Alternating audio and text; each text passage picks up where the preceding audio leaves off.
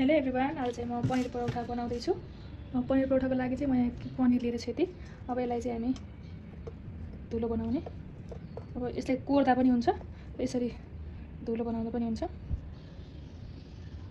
देख्न सक्नुहुन्छ पनिरलाई चाहिँ मैले मिक्स गरिसकेको छु। अब चाहिँ हामी यसमा थोरै नुन, धेरै नुन चल्को पनि हुन्छ, अनि थोरै बेसार, थोरै है धेरै राख्यो भने तितो हुन्छ। अनि मसलाहरू आफूलाई आफूसँग कुन मसला छ, मसला चाहिँ स्वादको लागि सबै राख्दा पनि हुन्छ। अनि मैले चाहिँ थोरै काटेको खुर्सानी पनि राखेको छु। आफूलाई अब प्याज मिसाउन मन लाग्छ भने प्याज मिसाउँदा पनि हुन्छ। अब चाहिँ म यसलाई मिक्स गर्दैछु, मसलाहरू सबै ठाउँमा लागोस्, पिरो लागोस् भन्नको लागि।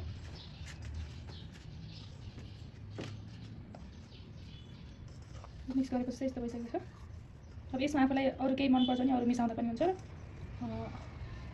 पनिर पराठा मात्रै खाँदा पनि मिठो हुन्छ।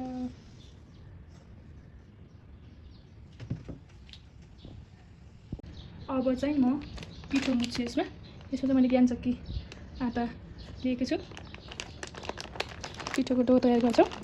त्यो पिठोलाई चाहिँ हामी एकछिन भिज्न दिन्छौँ। कति चाहिन्छ त अब मान्छे अनुसार कति पिठो मुछ्दा ठिक हुन्छ आफूले मुछ्ने। अब चाहिँ म पिठो मुछ्दैछु।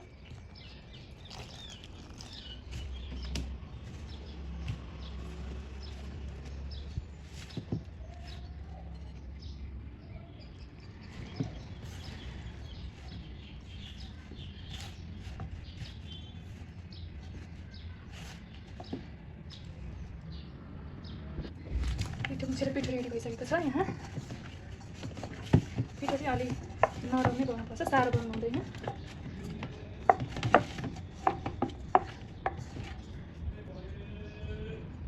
अब चाहिँ हामी यसलाई भिज्न दिन्छौँ एकछिन।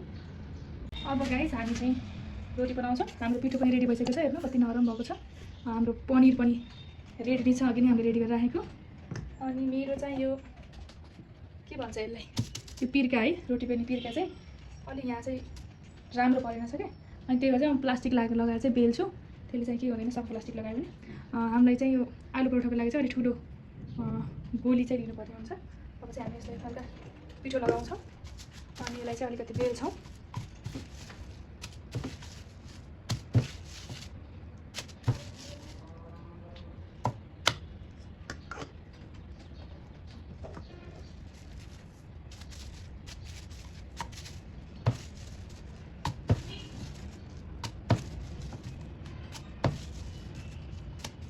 अब बेलिसकेपछि हामी यसमा पनिर राख्छौँ गाइस। मलाई चाहिँ अलि आलु परोठा बनाउनु चाहिँ आउँदैन, म पनि सिक्दै नै छु। यसरी बिचमा राख्दा पनि हुन्छ, यसरी गर्दा पनि हुन्छ, आफ्नो आफ्नो चोइसको कुरा हो।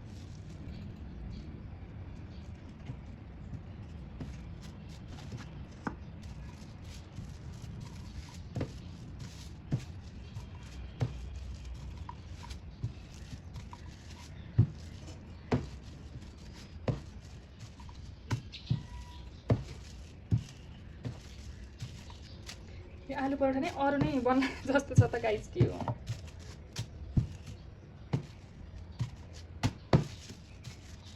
अब जे भन्छ हामी खान्छौँ होइन त।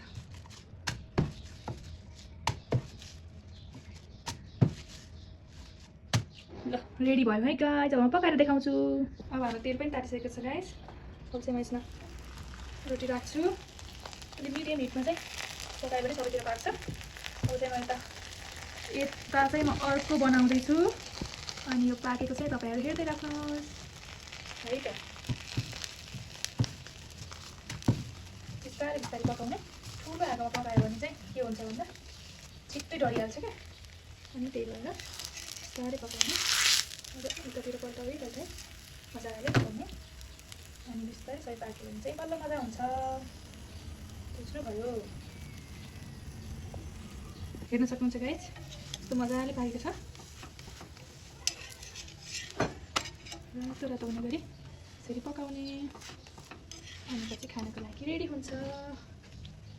अब चाहिँ यो पाकिसकेकोलाई चाहिँ म निकाल्छु।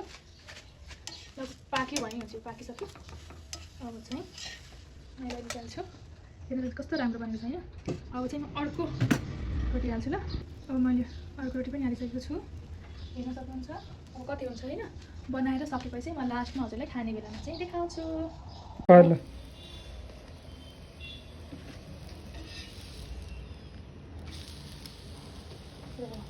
जानुहोस्